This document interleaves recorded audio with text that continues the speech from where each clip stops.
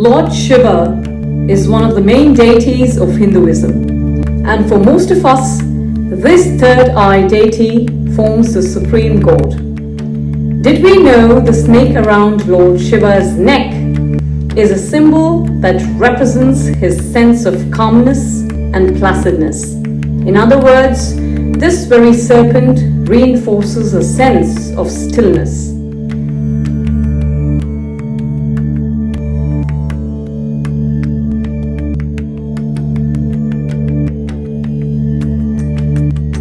More so, the Supreme Lord who creates, safeguards, protects and transforms this very universe has innumerable names which we have heard time and again, such as Shiva, Shiv, Shankara, Bholenath, Mahesha, Mahadeva, Rudra, so on and so forth.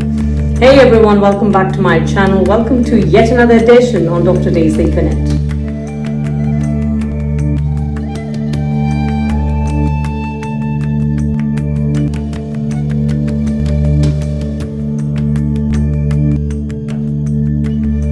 Now, those of you who follow my channel, Dr.D's Econet, are aware of Dr. D's organic handcrafted Ganesha that I showed a while back in one of my videos. So you could find that particular video in my archives. And those who haven't seen it, I have the link to that video mentioned in the description box below. Please feel free to check out the video at any time. As you all know, sculpting has always been an avocation, a dear hobby as far as I'm concerned. Well, I pursue it during my free or spare time. Today, with no modification in the ingredients that were used earlier to sculpt Ganesha, I would use those same ingredients and take you all through the steps towards how you all could sculpt Lord Shiva quickly and easily. So without any further delay, let's get started at once. Right, so chiefly in order to make Lord Shiva, what we need is organic whole wheat flour, as I mentioned even while making Lord Ganesha. Now, if you want to see the steps of how I knead the dough or how much flour is required, how much turmeric and salt are required, you can always go to my other video. The link has been provided in the description box. Please click the link and go and see the steps of how to make the dough. That would precisely tell you how much flour you need, because the amount of flour totally depends upon the size of the idol that you need. If you need something which is close to very small or medium or large, depending upon that, you need to increase your amount of flour that you use. Now, I am using about, say, 3 teaspoons in this, the measurement of flour, in order to make my ShivLingam, right? So this is whole wheat organic flour. You could use any brand, but as I've mentioned before, that I use 24 Mantra organic brand. Not for any other reason, or not because they have paid me to promote it or anything like that, nothing of that sort, because I've been using it for a very long time and so I stick to this brand. There are innumerable brands of organic whole wheat flour available in the market. You could use any brand you want. This is the amount of dough that I need for sculpting my ShivLingam, and this is the consistency, this is the texture of the dough. Okay, neither too hard, neither too soft, in between. Okay, now first things first. Now usually, you could use anything as your base, or you could even create a base with the dough, or you could take a ready-made base. Like, I have taken a very fancy plate, a decorative plate, which is generally used for puja purposes, and you see there is this base which is placed and it's stuck to the plate. You can see this, right? You have these kind of plates available in the market, so you could, or online, you can purchase them. So first step is you take half of this dough that I have kneaded.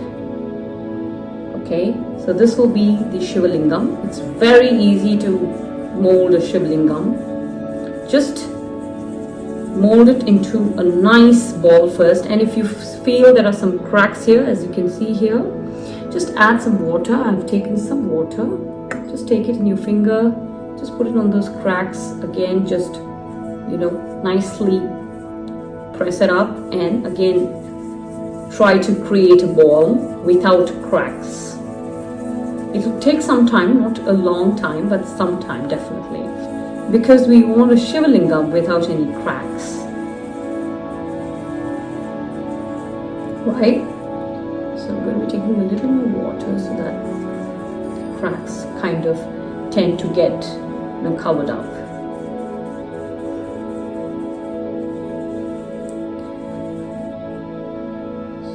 Now once you roll it into a nice perfect ball, a flawless ball, an impeccable ball without any cracks, something like this, you just need to roll it like this sideways and prolong it slightly, okay?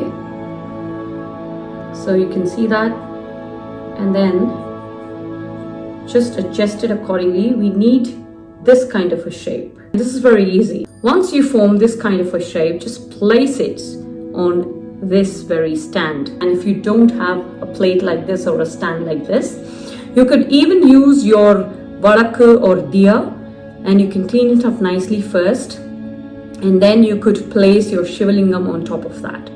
So these are some of the ways and means in which you could easily create a stand for yourself if you feel that sculpting a stand is going to be very difficult for you.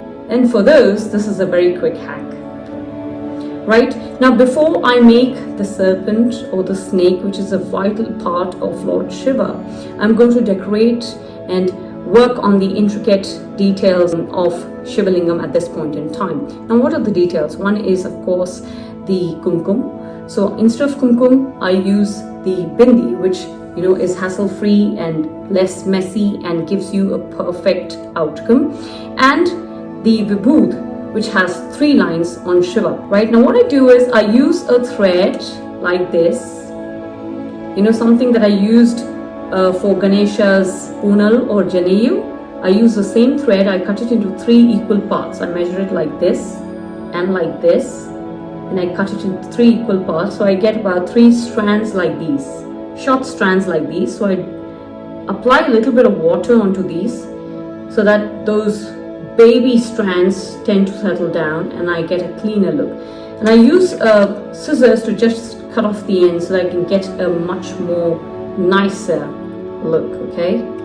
And you could cut as much as you want, depending upon the length, and just rub it once nicely and thin it out. You don't want the strands to be thick.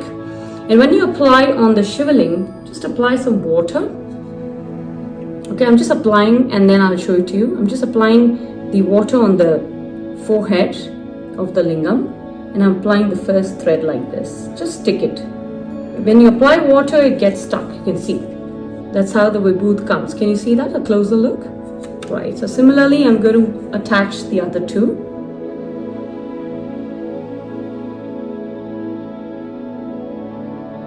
Just make it look equidistant. It should be equidistant, something like this. So once you get this, the next thing is to apply the kumkum or the sticker bindi. I have my bindis here. As you can see, I'm going to be just keeping the water away. So I have my bindis. You have 2 forms of bindis, but I'm going to be using the bigger one. The bigger the better, because you can view it easily, and at the same time it gets stuck easily. The handling part is much easier. So I'm using a red bindi and I'm going to be attaching it right at the center. So essentially the bindi needs to come on the middle thread, okay? And I'm using a little bit of water to just attach the bindi as well. I'll show you how it looks. Can you see that, how pretty that is? Right. Now we will go ahead and make the snake or the serpent. And it's very easy to make it.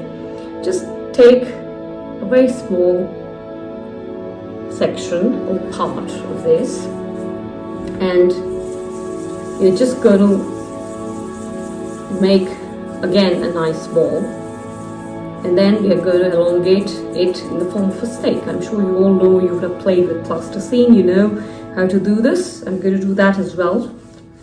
So this is the snake that I have sculpted. I'm going to start from here. It's going to come like this, and I'm going to take some water, place it on the head a little bit, just for a little bit of bolster or support so it doesn't move.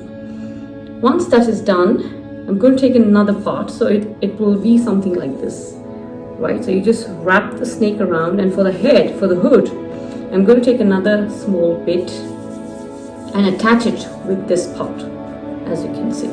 So you make a small ball like this for the hood. With your index finger, which is this, just press it, okay? Press it, and you have seen a hood, right? Just press these two edges like this, and just make it come in the front like this, okay? You've seen a hood, right? So just press this part, press this part in the front or inside, and these two sections, press it like this, so it should come like this. Can you see it? And then you just attach it with this part with some water. Sculpting is a very profound art, while this is a very, very easy and a very basic sculpting I'm teaching you, right? So that's all you need. So it should be like a hood. It should feel like a hood, okay? You can see this, how it looks. Closer look. Now I'm going to add some detailing to the snake, which is the eyes. I'm going to be using the smaller bindi. You could use mustard. Again, wet the mustard a little bit, or just touch it with some water and then attach it, because otherwise it will keep falling. That's the problem. Even in sticker bindis, please remember, you don't have to remove the sticker of the bindi. You can just place it as it is. Just apply some water on the side, and I'm going to just apply this bindi. Can you see how beautiful that looks? Can you see the eye? That's it. It's very simple, not too much of work at all. Okay. Looks great to me. Now this looks like a perfect snake. Can you see that? Can you see this? There you go. You can make the snake look a little dome. Can you see that? Beautiful that looks. So this is how I sculpt my ShivLingam and my snake like this, and I did the same for Shivratri as well. I wanted to share this particular trick and hack with you. This is very easy, guys. Looks very pretty, as you can see here, and it's flawless, it's impeccable, and you can use it as it is. And in fact, you can let it dry the way it is. Since I added salt to this very dough, it would not have fungi growth. It would be fungus free, so you could have an idol which looks perfect. Just try this at your place and let me know how this has turned out to be, and I'm sure that Lord Shiva is going to bless us all abundantly, and may this year prove to be a wondrous year. I know there's COVID everywhere, there's a second wave of the pandemic everywhere. It is unfortunate, but I'm sure that the Almighty, the Omniscient, is with all of us and is protecting us and would not let us go through a turbulent phase, and would help all of us tide over this very situation in no time. My prayers for all of us to recoup from the situation is always there to Lord Shiva. Because I'm an ardent devotee of Lord Shiva, I pray to him every single day, and so I pray for this entire world. Please do take care of yourselves. Don't step out unless and until it's extremely essential. Do wear your masks and do get yourselves vaccinated, because vaccination is not 100% panacea towards helping you not get the disease. But it will certainly mellow down the adversity of the disease, which is a lot more better and something that you can endure. This vaccination is a life-saving drug, so please go ahead and get yourselves vaccinated and stay safe. And please don't be stuck in one place thinking about whether I should go or not. Go at once, because this is a lifesaver. This is a panacea for you. So always remember, prevention is better than cure, and this vaccination is here, sent by God just for us to protect ourselves. And we fail to realize this many a times. Let us not do this mistake. Let us realize that this is what is the need of the hour, and this is what we all have been longing for. Let's fight the disease together and hope and pray that the coming months prove a benediction for all of us. Thank you so much for watching my video, and do stay tuned for many such videos in the near future. Please do subscribe to my channel, and do share and like my videos with all your friends, girls and family members, and do leave your lovely comments below in the comment section below under every video. Until I meet you next with yet another edition, this is Dr. D signing off. Do take care of yourselves. Be positive, boisterous, and always be energetic, happy and cheerful. My prayers and good wishes are all with you. This is Dr. D signing off. Take care.